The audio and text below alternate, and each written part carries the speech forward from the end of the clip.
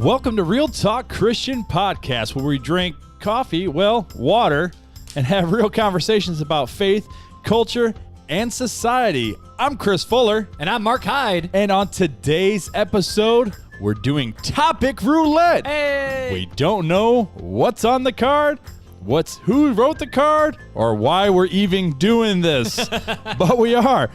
Mark, are you ready to do this? Roll the dice, baby. Let's go. Let's go.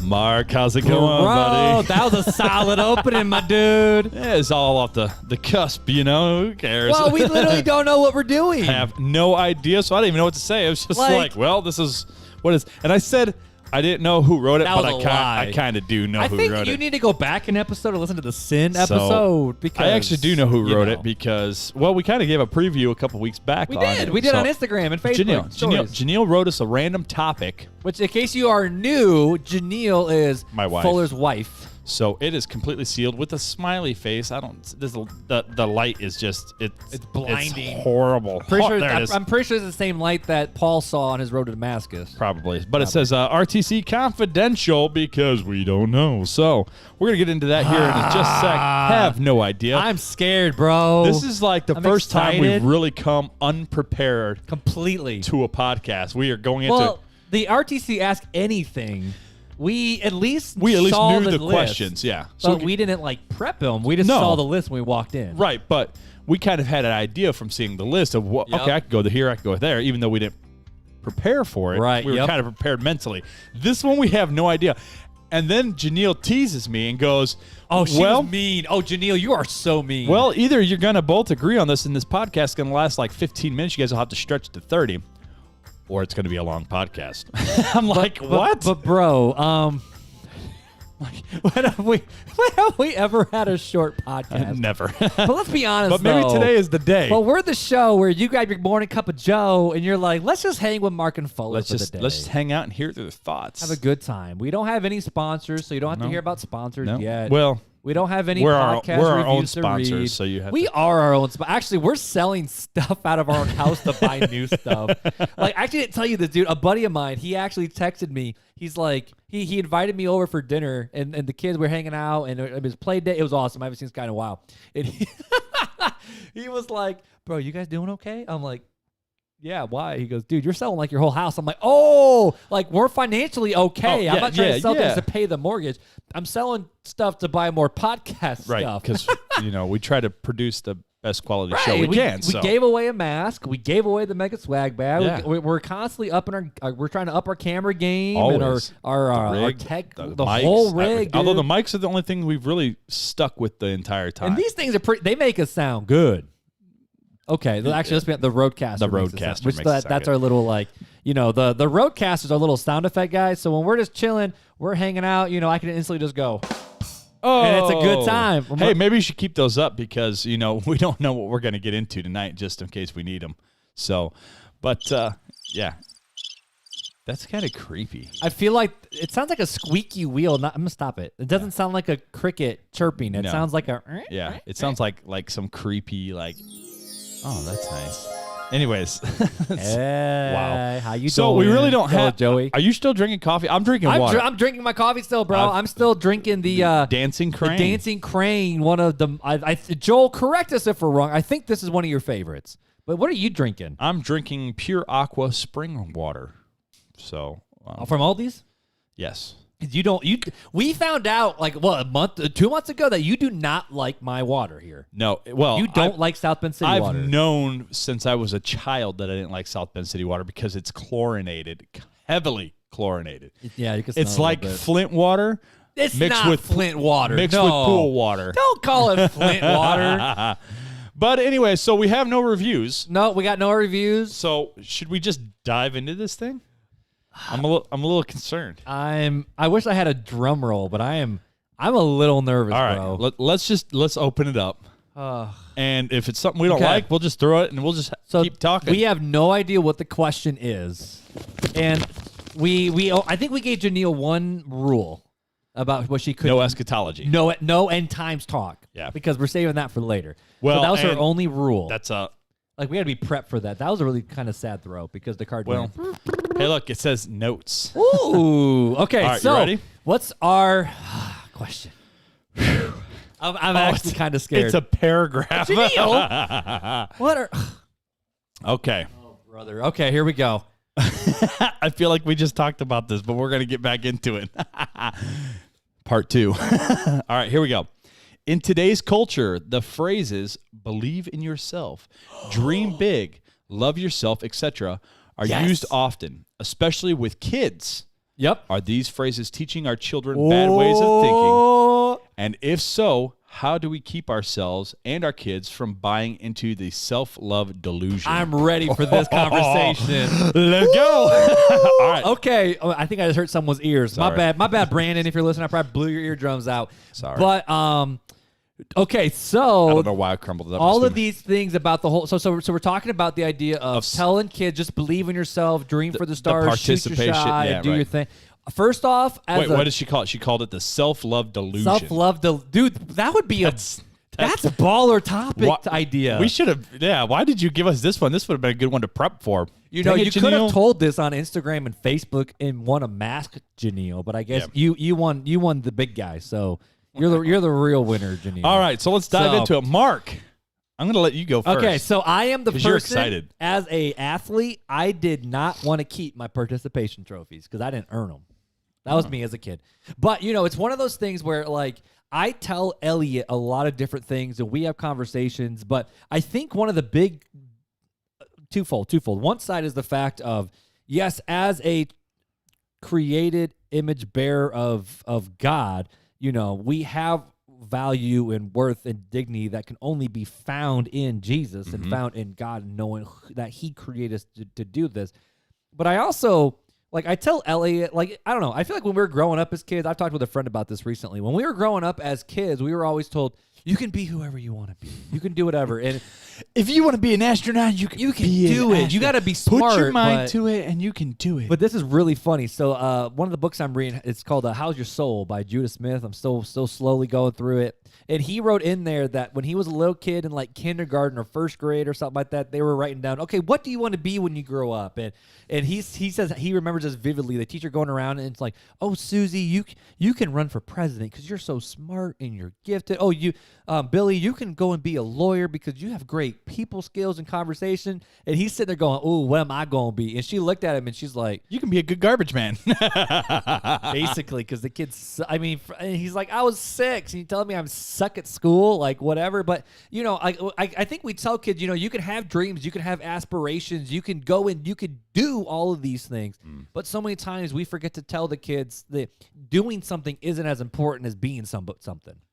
Like we always tell kids, expound on that. Yeah, so we always tell kids, you know, shoot for the stars. I mean, shoot your shot. That's more about relationships. That's a little different. But you know, you can be whoever you want. You want to be president. You want to be an astronaut. You want to be an astrophysicist. You want to rule the world. Dream big. Love dream yourself. big and go big. And you are.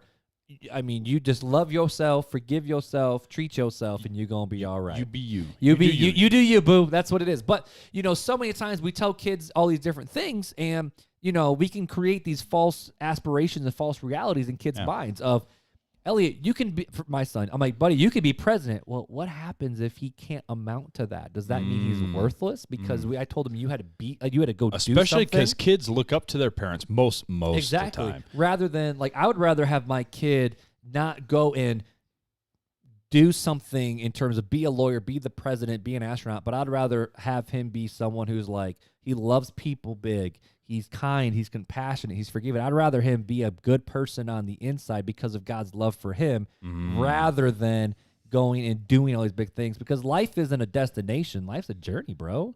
Like for me, if I would look at it and go, you know what, because as a kid, I would say about a teenager when I said, you know what, I want to follow God in whatever way he leads. And I think he's leading me into church work. And, you know, by the age of, 24, I think I was 24, 25 when I think it was 24. Bro, that wasn't that long ago. But this is what I mean. But like, I already had a master's degree. I was ordained. I was one of the youngest ordained pastors in the in the denomination, like Southern Baptist Convention. I was young. Right. I was a full-time pastor at a church in the city that I grew up in. I mean, I grew up a mile and a half from the church. I'm doing student ministry. I'm running media programs. I'm loving people. I'm like, if you would have looked at it, I would have been like, I made it. Right. And so many people, when they get to By that 24. like by the age of 24, like, dang. Like, I mean, now I'm 29. I'm looking at it and I'm like, man, life's a lot more complicated than I thought it was back in the day. Like, geez. But it's more the fact of if we just get to a certain point and all of a sudden it's like, I have nothing else to live for because I reached my goal. But what should be our goal? And is our goal to be something, or is it rather to be someone? And the person I want to be, and I want my kids to be, is I want you to love God, and I want you to just have big love to people. I don't want you to waste your life. I want you to do something, and I don't even want to say do something big for God, but I want them to be faithful to God, and I want Elliot to be not a crapshoot dad. I want him to be an awesome dad, and I want him to love his kids, and I want Evie to be a great wife. But if they don't get married, that doesn't mean they're a terrible person either, because if their goal is to just get married. You just want them to be happy. Like, not happy. Happy to the point where they're serving God and that they're good to their spouses and that things are going good. And so I think we create a false narrative in other kids' head where if we tell kids just believe in yourself and just love yourself in this, I think we're telling kids that you are the most important person on the planet. So just take care of yourself and everyone else can figure out their crap later. When in reality, you do need to fill up your own cup and you do need to care for your own soul. But at the same time, we're called to love others. We're called to humble ourselves, pick up our cross, follow Jesus. And I mean, this is I think a conversation would be an interesting one, is what point do we have to take care of ourselves versus what point are we always serving others? Because we're called to serve others with our lives too. Serve God in that. That's so, a whole different topic. That's a different topic. And but I don't know. And we would be probably on opposite sides on that one. But we're not on opposite sides on this one. No, go. But what do you think on this one, bro? We actually, sorry, Janeal, to disappoint you. Why would you think? But we agree. We pretty much agree on this one that. Is it because I'm a typical millennial, like Gen Z type person, where I maybe she thought that you were going to be like, yeah, man, participation awards, but no, I didn't keep those. Those were stupid. Well, yeah. So, in my opinion, because you put a pretty strong emphasis on. I feel like I did a lot of tweetable phrases on that one. It's all right. You did a strong emphasis on the second commandment, the second greatest Messiah commandment. Okay. Yep. Law of the Messiah. Loving others, and that's great. I'm not discrediting that, downplaying that. All that's fantastic. There's a but. I'm sensing a but. No, my parenting style is very similar, but a little different. We agree, but I focus more on the first commandment side of things. You're pretty second commandment focused. I'm very first commandment focused, where you can't do anything until you love God. You can't even fill yourself until you love God and God loves you. And then out of that overflow of God's love, you learn to love him. And out of that overflow, you learn to love others. But you cannot do anything without that relationship with God first. And so to me, what I would want, if I had to pick for my kids, what I would want, right? If I had to put anything on them, and I do this already, every night I pray for my kids that Jesus gets a hold of their heart and draws them into him, to the love for him. That's what I pray with them every single night. And that's the only stipulation I want for them. Like, you can do whatever. You want to be a housewife to my girls, or, you want to go be Madam Secretary. You want to get it. Yeah, it doesn't matter to me. I'm going to love you no matter what. But I am praying for your soul, because I don't care about this life. I care about the life to come. And that's what matters to me for my kids. And so, you got to learn about failures. You got to learn about successes. That stuff is just natural. This is a natural part of the world. This world is crummy, so things don't always go our way, and you got to learn to be okay with that. That's all right. It's called dying to self. Most of the time we're hurt because it hurts us, hurts our pride, hurts our feelings, hurts our, and we're supposed to be dying to self anyway. So I don't care about that. I don't care about that. What I care about are my kids loving God. And I want to continue to push them to loving God, not loving themselves, not living a dream big fantasy. Oh, you can be whatever. All I want. And what was that? Yeah, that was my. What was that? That was my Gen Z typical They're not that dream big. bad. I know, but it's just it's like my fundy voice comes down here like this. Preacher voice. That's my fundy voice. Hey, man. I got different voices for what I do. But yeah, so to me, all that matters to my kids and all I would tell my kids is love Jesus. Okay. Love Jesus. So let me have a follow-up question then for you, because we could end it right there at the 15-minute mark, but we're not going to. What did she say? Either 15 minutes or we'd have to drag it out if we agree. I'm dragging this out. She was right. She was right. 15-minute mark. There you go. So, okay, so we see the love yourself, dream big, you do you, all these different types of phrases. Do people ask themselves and want to do that so much because you think they're focused on this life and not the life to come? And if so, what are things that, because a lot of times, and I don't want to stereotype, because I think this I think is more of a juvenile thing in terms of we tell our kids this as parents because we want our kids to dream big, and like I don't want them to dream small. Like I'm talking about just a normal. You're talking about life. if you take the God factor out of it. Yeah. You don't want them to general sell themselves parenting. short. You don't want your kid to sell themselves short. But this is also something that you hear from the Christian women Instagrammer world too. You are fearfully and wonderfully made, and God loves you, and so just love yourself. Well, that is unbiblical. Right. So what I'm saying, and that's what I'm going towards. And I don't want to say dudes don't struggle with this too, because sometimes dudes just need to get their head out their butts and do and get back on track too. But what I'm trying to say is the fact of, do we think this about ourselves and tell our kids this because we're more focused on physical, tangible things here in this world and not focused on the world to come? So that's kind of a trick question. It is a trick question. I know, because I could see in your eyes what you're already thinking. No, not really. But can you see when I do the squint, when I do the one eye squint? It's kind of a trick question though, because you can't be so kingdom next life focused that you totally miss and seclude yourself from the world. Oh, okay. But you can't be so worldly focused that you seclude God. So what are we supposed to do with that? I don't know. Come back next week and find out. No, I'm just kidding. Talk to you later. Bye. Take it easy. But for real though, like you don't want to be so. I like that though. We can't be so next kingdom that we forget that we're living in a place that God sent us. We are ambassadors. Right. We're sent into this world. Heck yeah, we are. But we can't. Like I was watching. I listen to Madam Secretary when I work because I know the show so well, or I listen to NCIS or whatever.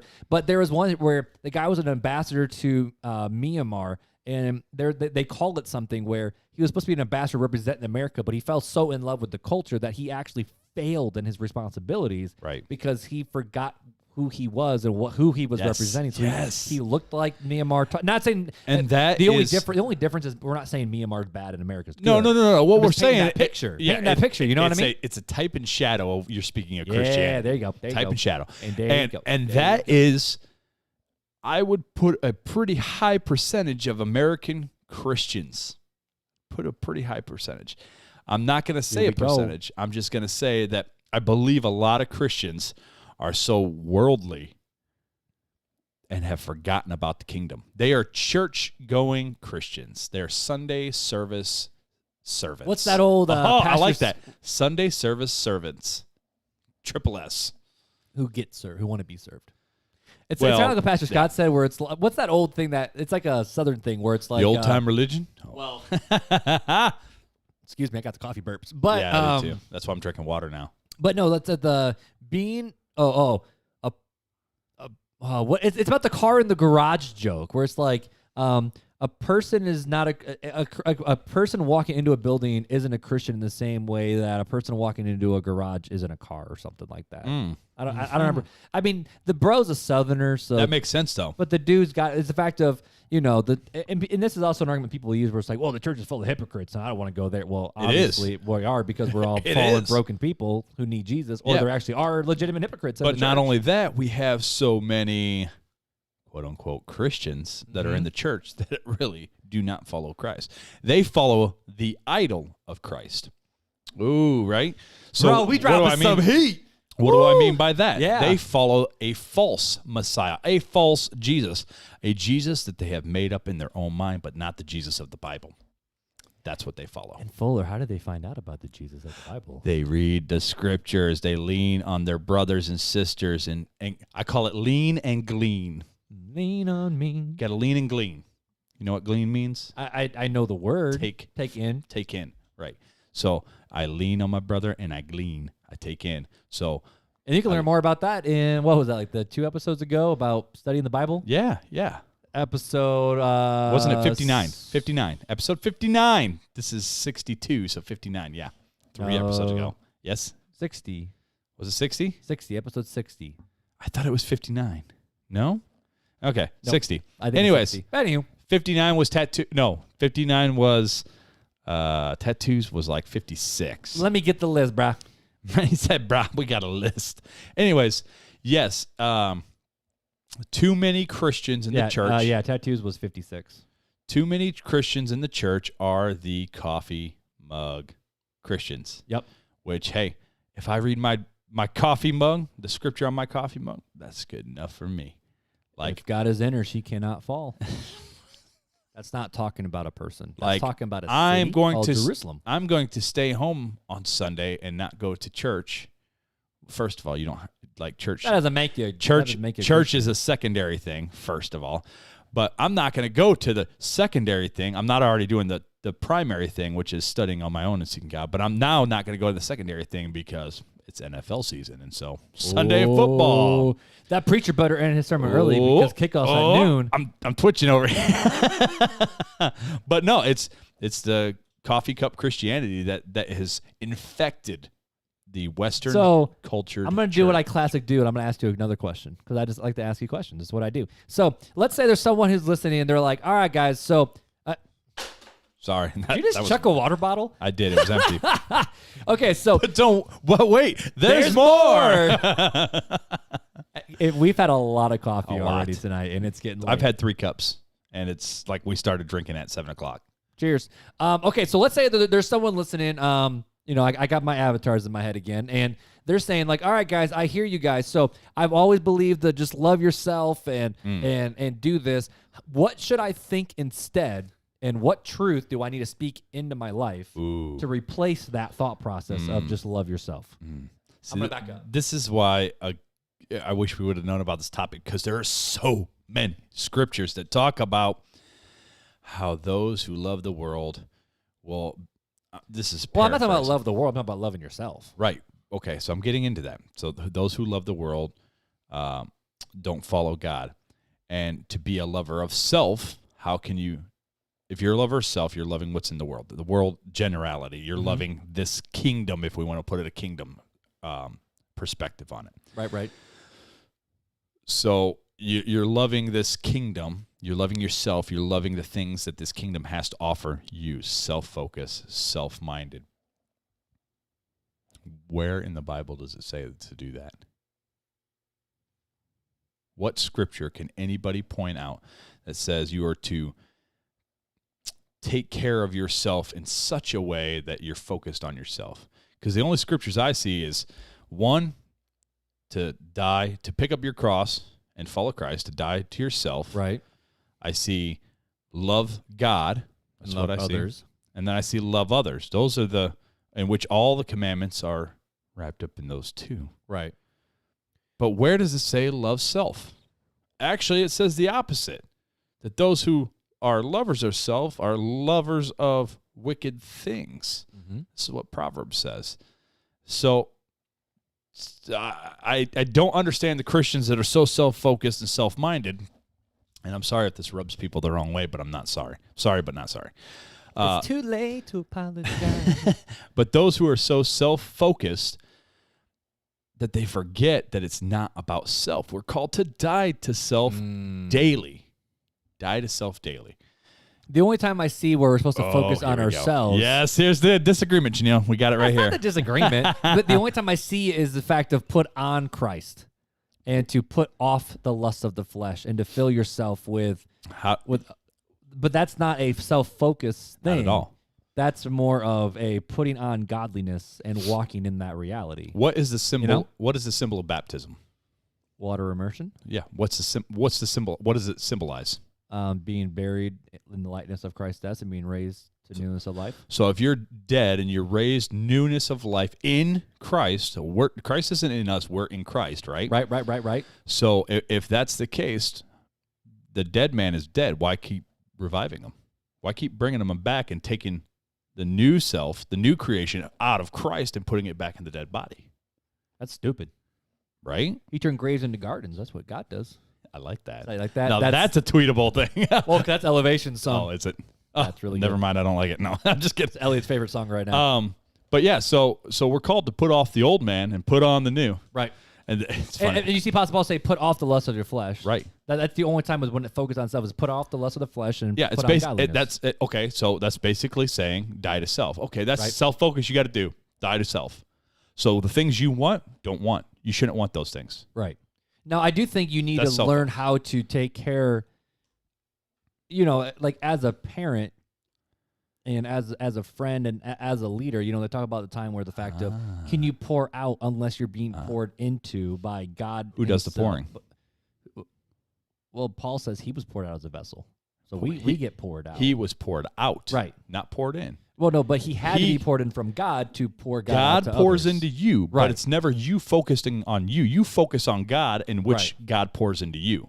It's your focus on God. So It's I still think not self-focus. This is the question of how do we deal with self-care and making sure I'm in a place where I can love my kids. You know what I mean? Self-care is not biblical. It's not. It is not biblical. You cannot find anywhere where it talks about self-care. It talks about focusing on God and focusing on others. It's never in. It's always up or out. Mm-hmm. Up or out. When you're focusing up, the inward stuff just happens. When you're focusing out, the inward stuff still happens because you should still be focusing up. It's hitting both those things all the time. Mm-hmm. Constantly firing on those. So is there ever a time for rest? And I don't want to talk to people tonight because there's a I wanna Sabbath. chill There's a Sabbath. Even God had a Sabbath, right? Mm-hmm. So what is a Sabbath, though? it's a rest to recover and recuperate. What are you supposed to do on a Sabbath? What does it mean to keep a Sabbath holy? It's different from everything else. What did God mean? Separate. Okay, separate, right? Set apart, right? Mm-hmm. So what are you setting apart for? Is it for just physical rest? I think that comes along with it because Jesus even took a nap. I agree. I agree that that's part of it, but that's a very small, minute part of it because God is not a human who gets tired. So why did he rest? Rest is a sign of completion, right? Right. The seventh day is seven is a sign in the Bible of completion. Right. The Sabbath wasn't created because God needed to take a nap. Okay. No. It was created for us, but why? I mean, yeah, because the Sabbath was created for man, not man for the Sabbath, so that way Right. we can rest. Rest in. Rest in, technically God. So we should set apart the day to rest in God, right? Right. So what does that look like? This is, I think, when it comes into the one day is holy versus all days holy conversation. So But there is a holy day, and it is the Sabbath, and even the disciples and the apostles celebrated a Sabbath. Mhm. So we're still talking about a holy day, which in the Old Testament talks about shall go on for eternity, shall Right. be eternal. I mean, So we know that Sabbath a is Sabbath day, is- I've heard it say that Sabbath is a way for us to rest and to glory in what not us glory, but us to sit in the glory that God has for us. We are to glorify God. right. So and enjoy God and enjoy the gifts of God, which is family and relationships and Him. It should be a time to focus on God and others still. But shouldn't that be every day, not just one day? It should be. But it is a set apart day to only focus on God. But I think it's also a day because And others. even if you look at the old Shabbat, it was a day just to rest from work. Because it 6 was. days do you work, and then the seventh day you don't work. Right. And it was a There's a time of it was a worship physical involved. rest, but like I said, that's a very small, minute part Right. of it. That wasn't the main focus Right. of it because But- if you're saying that that's the focus, that whole thing was derived from on the seventh day God rested, which Right. God is I'm gonna not put a human. spin on you though. All right, go ahead. Because we're supposed to be good stewards of what we've been given, Yep, right? yep. Or we are stewards of our body that were given to us. Are we? Yeah, Why? because God entrusted it to us. Um, Like we're supposed to be stewards of all that God has given to us, including ourselves, which means ample sleep, ample food, like making sure you rest and sleep, making sure you eat proper food, because the Bible talks about gluttony and all these different things. that's Old Testament, yeah. Okay. I'm tracking with you. Right. I was like, yeah. So it's like we need to sleep because our bodies require sleep. Our Right. bodies require water. Right. Our bodies require food. Our bodies require relationships and all these different things. But then I hear the pushback from other people where it's like, in order to be a good husband, in order to be a good mom, in order to be a good friend, sometimes you just need to take a step out, to be able to take a step back in, and to have what that rest looks like. Let's separate things here a little bit. Okay. Let's look at the life of Jesus. Okay. Yes, Right. there was physical limits where he actually had to sleep. Well, he got away from people. But when he got away from people, what was he doing? He prayed. He was seeking the Father. He was not filling up himself. He was not just taking a break for himself. But or I just think wanted some me time. It was always separating to pray to the Father. It's even But talked. isn't that me time? It's even talked. It's not just me time. It's God time. Mm-hmm. It's focusing on God. It's that first commandment. But I think you're neglecting how our bodies were created. No, too. I'm not neglecting. Because in order for me to pour out, I need to make sure, as a leader and as a pastor, if I was pouring out to people all day long and my family, I would break. And I think did. the past I 100 burnt years, has changed Western Christianity's mindset. Okay. Because if you look previous to 100 years ago, this was not the thought process. This is a new teaching that we have to be self-focused. Are people so? Here might be a question because I think as a pastor and the pastors, pastors deal with burnout all the time. I've dealt with burnout. That's why you lean on your brothers. Scott has dealt with burnout. That's why you lean on your brothers. And that's why pastors are given Sabbath periods where they get to just rest and I know some pastors. That's a new church thing, yeah. Well, they get to rest and because you don't see any of the apostles taking the rest. Pause. But what pause? But at the same time, though, it's like if we understand how our body works, like our body's for food and food's for the body. If we understand how our bodies and our minds actually work, and understand that we have mental health and we have physical health and we have emotional, spiritual, soulful health, we're called to rest and enjoy God's creation too. We're called that was the first gift that God ever gave humans. Was the food in the garden and the garden itself to what? To the humans. I understand to humans, but why? For us to enjoy it. To glorify God. To glorify God in these things. To look at these things and say, what a beautiful creation. God, right. Holy God, you are mighty God. This is all God thing. And so we agree with that. This is loving God We thing. agree with that. Where does it say, well, I do this because I love this food? I mean, it doesn't say that. But so where are you gleaning this from? But what I'm self-focused and I'm not saying to directive. be self-focused. I'm just saying that. Well, you're saying mental health, this right. Health like this. Where does that come from? That comes from psychology, right?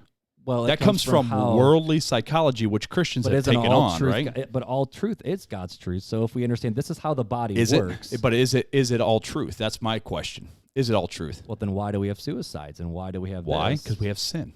Right. It's a sin issue. Right. It's not a God truth thing like that. And it's so a sin I'm not issue. saying There's a sin problem here. Right. So I'm not saying love yourself in a way where it's all self-focused. What I'm trying to say, though, is the fact of you got to understand your body and your ticks and your rhythm, because I can look at it and be, as a pastor, sorry, wife and kids, I'm going to go deal with my people all day long. But how are you serving your wife and your children? Exactly. So, but I have to serve that's them not you. as well. That's not serving you. But if I take what you're saying to the extreme, that means I will sleep 3 hours a night. No. And that's not wise. No, you have to be able to rest. You have to be able to give the body what it needs to function. Right. That's not self-focused. That's doing it to function. And so, and that's all I'm trying to say is you're trying to do it. Right. So but you disagreed with me. You're talking about mental health. Right. Mental health typically means, well, I got to have some me time. And me time is I get to do whatever I want and think about whatever I want and do it. And that's not what we're called to do. That's what we do as fallen, sinful human creatures, but that is not what we're called to do. Too many Christians are running to the world to seek help for mental problems for a sin issue, right? It's a sin issue. What's the sin issue? What's a sin issue? Mental health issues can be a sin issue. If it were not for sin, there would be no mental health issues. 100%. And I don't think anybody that's a Christian would disagree with that. If sin was not present, there would be no medical issues, no mental health issues, no overweight issues. And that's what God says in the new kingdom, or the new heaven and new earth. Right there, that stuff won't be there. He'll wipe away every tear. We'll have no more pain, suffering, sorrow. Right. All these so different things. Why are we focused so much on self? I mean, I know why. Part of it is because the fact of, as Americans, we are very me focused. Right. And do you think that carries over into the church? Oh, for sure it does. It definitely American does. Christianity definitely does. And that's why, I see different people where it's like they have sacrificed themselves to do, like I think of Joe Frericks, who's going down to Peru, and Kimberly, who's given up everything to go. We've talked with other people who on our podcast who have sacrificed a lot of things to worship God. Tibbs was one with his music. He travels all the time. Paul Lindgren's another Paul one Lindgren's with his another medical one. field. Oh my goodness, dude! Like you see this dude like crush it as a nurse with this COVID season. I mean, the man literally quarantined himself off. You see, we interviewed Beth. You know, the fact of she gave up her perfect single life to take on 5 kids that weren't even her own. Sarah Nass is teaching people about fertility. Right, to help focus on that. And so I think we have to be careful not to go to the far extreme where we say we need to be so focused on others that we neglect our basic bodily functions. And I think some of our basic bodily functions. But what I hear you saying is I recharge based on my power. And we don't recharge based on our power. We recharge based on God's power. And that's where Christianity in the Western world has screwed up. They're a screwed up way of thinking because we can do nothing on our own. People want a little R&R. We can't have righteousness. We can't do anything on our own power. It all comes from God. But we're not talking about righteousness. We're talking about rest. And I think this is a difference that we're having. I think this is the only disagreement is we have different definitions of what rest looks like. Because rest could be a nap. Rest could be I'm going with my wife to a game. It could be mowing. I'm looking at it from a biblical when it was established rest. Right. From the point from Genesis all the way through Jesus, why was it rest? It was rest to focus on God. Right. That's what it was for. That's why they went to the synagogue and they read from the Torah on the day of rest. This is what Shabbat, Sabbath, whatever you want to call it, the day of rest, that's what it's about. It's about focusing on God. It's not about getting my yard work done. It's not about watching the football game. They would walk. They were limited to a mile to walk. They were not supposed to cook food. They were supposed to prepare for the day before because it was all supposed to be intentional day of focusing on God. That is the day of rest. That is the biblical definition of the day of rest. Right. But you can focus on without sitting in church all day long. I didn't say sit in church. But I think we're agreeing on this though. But we're actually agreeing on what it is. So here's what happens. All right. So this is the Jewish culture. This is Judaism in their traditions of what Shabbat is. Okay. Shabbat starts on Friday night. First of all, they go by the lunar calendar, not the solar calendar. Right. The day starts at night. The day of rest is on the 7th day. This is Judaism. I'm not saying that this is gospel. And it's truth. from sunset. Sunset to begins sunset. Sunset on Friday night. So it's not when. So what do? They go to the synagogue. They read the Torah. They come home. They invite guests. Okay, so that one, they love God. They go and they read the Torah. They read His Word.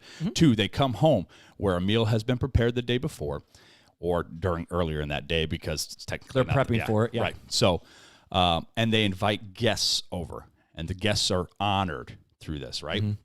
So that's number 2. This is Shabbat. So they have Shabbat dinner. So that's what they do. Then the guests leave. This is all within a mile because it has to be within a mile. And I think that they've changed that nowadays, but this is old school Shabbat. So they do that. They rest. They wake up. They do synagogue. They do family time. There's prayers. There's blessings. There's all sorts of stuff that goes on. I have a 105-page manual of how to practice a Shabbat one day. 105 pages. It's ridiculously long in how the religious ceremony that they do. But it's all focused on God and others, always. And that's all it's focused on. It's mainly focused on God. But it does have others by having guests over, but they read from the Torah, and they're doing these passages from the Old Testament. And that's Judaism. That's what Israel had done for thousands of years. This is what the day of rest is. It was a focus on God. So that's what Shabbat is. That's what the Sabbath is. That's what the day of rest is. It's a focusing not on things, on the trivial things, which is why they weren't supposed to do housework, which is why they weren't supposed to walk very far, which is why they weren't supposed to even prepare a meal, because all their focus was supposed to be on God and resting in Him. Not resting, but resting in Him. And that's what it's about. Rest results in being able to love others better and do your work better. And that's what I'm thinking. Like I'm just picturing, the single, because I'm a single dad, so I think of this reality a lot. And I'm a little different because I don't have my kids every single day of the week. Right. I get time away from them and then time to come back. And that time away from my kids sucks. But it makes me a better dad when I have them because I'm able to recharge and regroup. And all right, let's kill it. It's going to be awesome. And so I think of the single parents in those routes. My mom was a single mom, and she was the typical single mom that worked 2 jobs and still works 2 jobs. And all these different things, and I look at her, and she pours herself out so much in a good way, because she loves people big. She just always does. But I know that sometimes that she's like, all right, guys, tonight I just need a break. Just don't talk with me. I just need a little break, just to recharge, to recuperate, because I'm tired. I'm just tired. I just need rest. Whether that means sleeping for 10 hours because she literally just pulled a double, or whatever. And that's what I'm saying is resting in God. I don't want to limit it to what it, because I just picture Adam and Eve in the garden, what the world was supposed to look like. Okay. And when you read through Genesis, the first thing that God told Adam and Eve was, I've created all this for you to enjoy. Right. Just go enjoy it. Except for one tree. Which ding dong Adam and Eve decided to go to that one tree. Thanks, guys. Someone asked me, or I think they might put it on the RTC or the church or the church Facebook. I remember it was like, when you get to heaven, who's the first person you want to meet? Everyone's like grandma, grandpa. I'm like Adam and Eve, because I got some questions. Why it was predestined to happen. Oh. I still got questions, though. Because we throw hands. It was going to happen regardless. But, so God created this perfect earth for them to enjoy. Mm-hmm. And he walked with them in the garden. And mm-hmm. and so they enjoyed the fellowship with God, but they also enjoyed the creation of mm-hmm. God. Mm-hmm. And it's the fact of, I think, us as humans, we still get to enjoy the creation of God. And mm-hmm. and if we go to too far extremes, we'll end up like the Amish. But even they play softball, I guess. So, but I'm just thinking... But I'm just thinking, if we're saying, you know what, I'm not going to be focused on myself. I'm going to be so focused on others. And that means like, okay, so I'm never going to go to a sporting event. I'm never going to go here. I'm never going to go there. I'm just going to go to the soup kitchen every single day. Who said anything about only focusing on others? Well, I'm just saying people might go into that mindset. Though, you're defending something that we have already gone too far that way. Right. We've already gone too far on self-focus, which is why we have... Mm-hmm. this topic here, because it's obviously a big issue, right? And it has been a big issue since we were kids, and it's because we as Western Christians and as Western church-going Christians are too self-focused. We've lost our first love. We've left our first love, which is God, and that's what it is. And that's why, yes, it sounds like very much extreme what I'm saying right now. But that's because that's the way it's set up, and I'm not the one that wrote the book. And as Americans, we're very comfortable. I'm not the one that wrote the Bible. That's God and His inspired. So you've got an issue. Take it up with Him. I'm telling you what the Word says. This is what how the Word describes Sabbath. This is how the Word describes it. First commandment: love the Lord your God with all your heart, soul, mind, and strength. What does that mean? All your heart. Okay, so you got to love Him with everything. Mm-hmm. All your soul, you got to give Him everything. All your mind, every thought is supposed to be held captive, and you're supposed to meditate using your mind on His word day and night. Right. That's a literal day and night. It's not a type and shadow type of thing. The literal translation is day and night. And then what's the fourth one? All your strength, everything you have, everything that you do should be glorifying Him. So that's the first commandment. Then the second, like unto it, is love your neighbor as yourself, because if you do this, then you can do this. Again, mm-hmm. You do the up, then you can do the out. If you do the upright, you will have rest. God gives you the rest you need. That's what it does. But we're so afraid of that. We're so afraid of doing these and not having me time. And I'm not saying you or no, I'm just going from the other side of the argument. Yeah, no, and it's cool. I don't get me time at my work. Yeah, right. But we as Christians focus so much on the me time that we have made the me time or the it almost becomes an idol. It is an idol. It is an idol. And that's totally against the fourth commandment if we want to look into it, but it's against the first great commandment of the Messiah. It is. So it's a problem in this world, and so I'm a little passionate about it because I'm so sick and tired of people going, man, I don't feel God. And man, God's just not really moving in my life. And that's because you ain't doing nothing about it. Yeah, because you got idols in your life, and you'd rather focus on the idols than focus on the Creator. Mm-hmm. Like you'd rather focus on this piece of wood or this rock than focus on the one who made the wood and the rock. You'd rather build a golden calf out of your jewels, out of your precious money, than you would on the God who brought you out of the land of Egypt. Right. I mean, that's the problem with the church in America these days. They'd rather go to the Sunday service and hear a pastor preach to them and be takers of the word and not hearers of the word, and then check the box like you just did and go about their week and live the way they want and tell their kids that they can be anything that they want to be And all you got to do is put your mind to it. Just put your little mind to it, and you get to be whatever. Rather than focusing on the things they should be focusing on. Right. So that's where I stand. I like that, and I agree with all of that. I really do. I know. I think we're splitting that hairs over here. I mean, because the only thing that I also focus on, and maybe this comes out of my student ministry world and like just studying the teenage brain so much, is, you know, God's given us bodies and we're called to take care of our bodies. Like we're called to actually, I mean, we even read where it's like gluttony is a sin because you're overindulging and you know, we talk about destroying the outward temple, and like the body is the gift.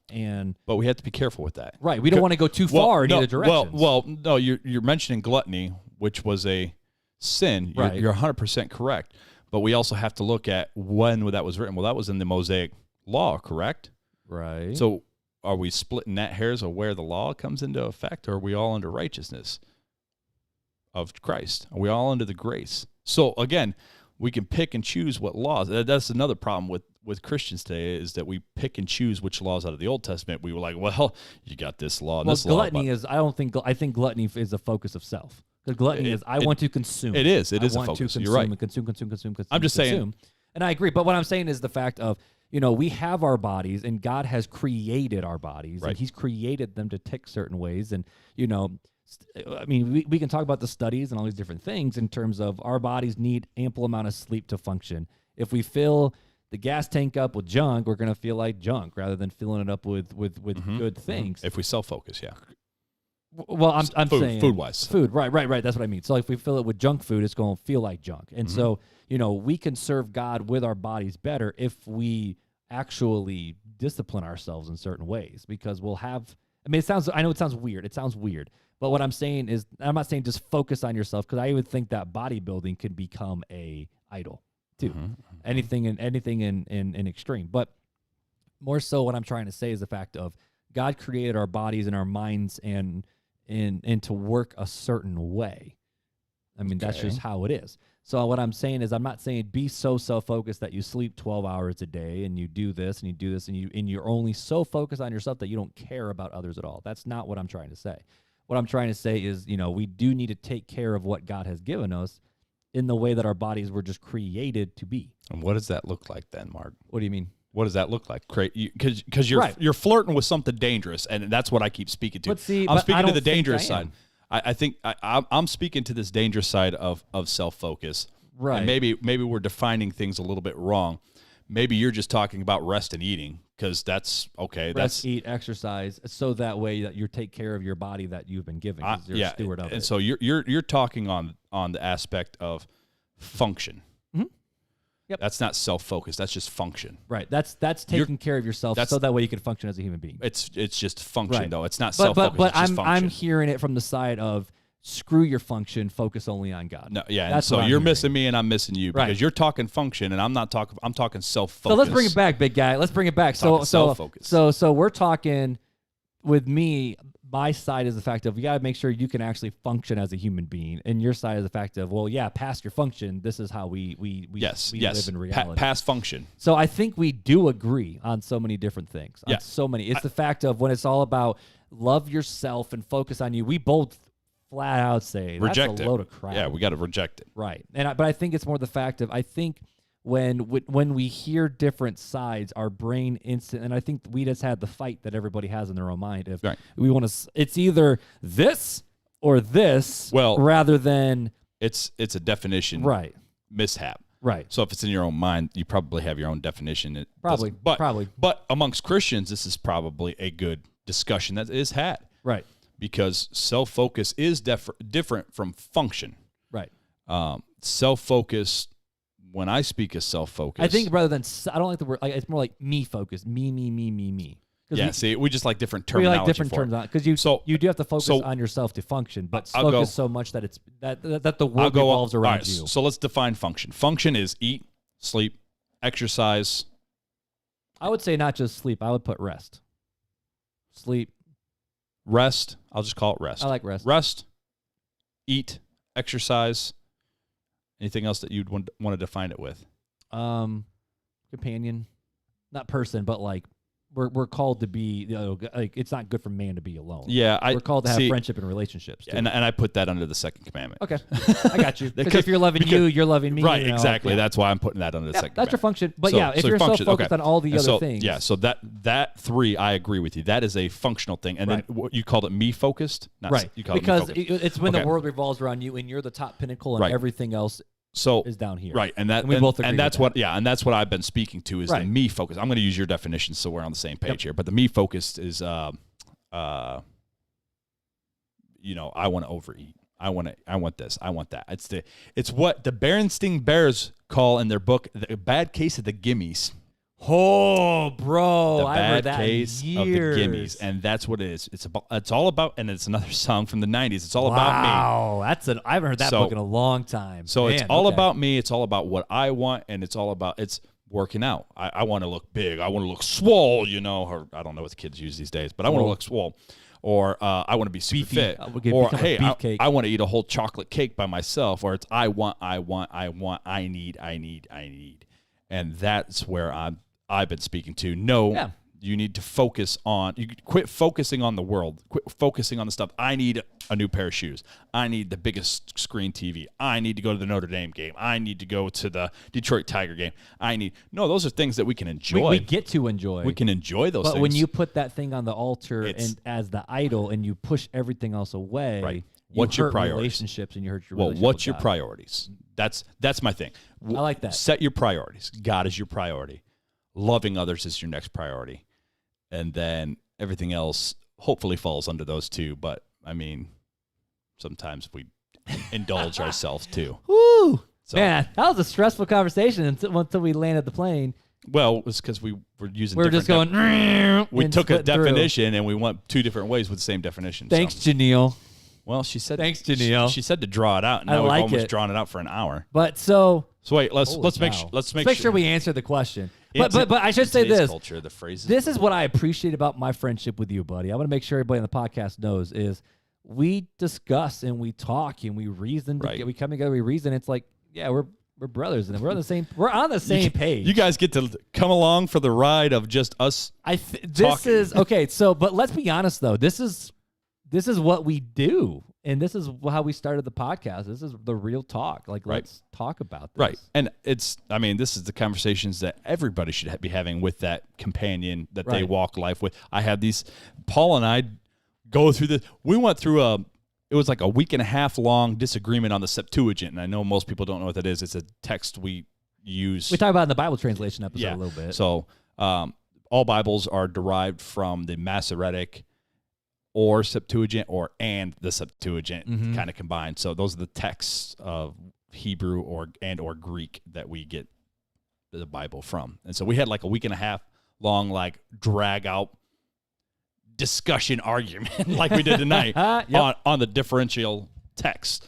But it's a good thing. This is iron sharpening iron. And I hope people are like, holy cow, that's intense. There have been actual people that thought we are ticked off at each other. Not at all. It's all done out of love and finding truth. And and sometimes it's... I think the kicker is finding truth. It's finding truth together. Digging for them truth nuggies. Iron sharpening iron. I come from one opinion, you come from another, except for we came from the same opinion and I just on different sides of that. And then we just kind of went, zoop, and back to the All thing. right, let's make sure we answer this question. Yep. In today's culture, the phrase "believe in yourself," "dream big," "love yourself," etc., are used often, especially with kids. Are these phrases teaching our children bad ways of thinking? Yes, they are teaching bad ways of thinking. They're teaching self-focus, or you can do whatever you want. It doesn't matter. So what would you, I guess, and this is the thing that I try to tell the teens is the fact of, when you're trying to figure out what to do with your life, how has God wired you? How can God use you? Go do that. We have gifts. Yeah, God we gives all us have different gifts. Or different So parts of the body. Do you know what your gifts are? If not, maybe ask your mom or dad. Ask the if you're a person kid, closer to you, spiritual gifts. If you're an adult, ask a friend. Ask if your parents still alive, ask your parent what they see. What do your friends see? What does your pastor see? What does that tribe of yours see? Ask them what they see in your gifts, so that you can do all to the glory of God. Right. All right. So yes, it's teaching our children bad ways of thinking, Janeal. It definitely is. And if so, which it is, how do we keep ourselves and our kids from buying into the self-love delusion? Follow Jesus. It starts at the top. It starts at the top.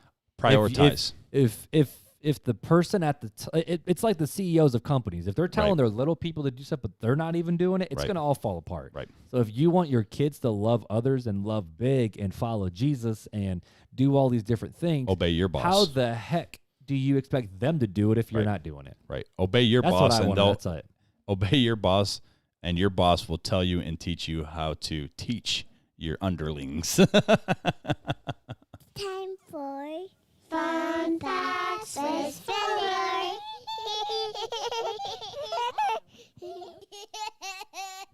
Always a good laugh to hear after We wait for it. A strong debate. I feel like that was our best transition into Fun Facts with Fuller. Probably. All right, today's fun fact. That was a good. Woo! That was a good conversation, bro. Is your headache gone? Yeah, I feel hyper and good. That's because your blood got pumping. I know it. I saw it. But we hit the 15-minute mark. I'm like, we're done. No, we're not. No. Well, we dug in. We rabbit trailed, and that rabbit trail was a conversation.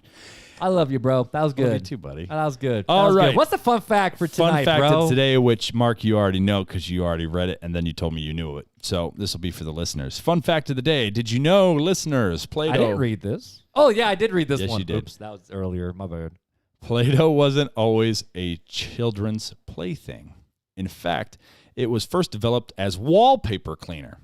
It wasn't until the manufacturer realized that the non-toxic nature of the product would make a great children's toy that the whole aim of the product changed. So, hey, this was for wallpaper. Hey, it won't kill them. Let them play with it. Oh, is that where that nasty Play-Doh smell comes from?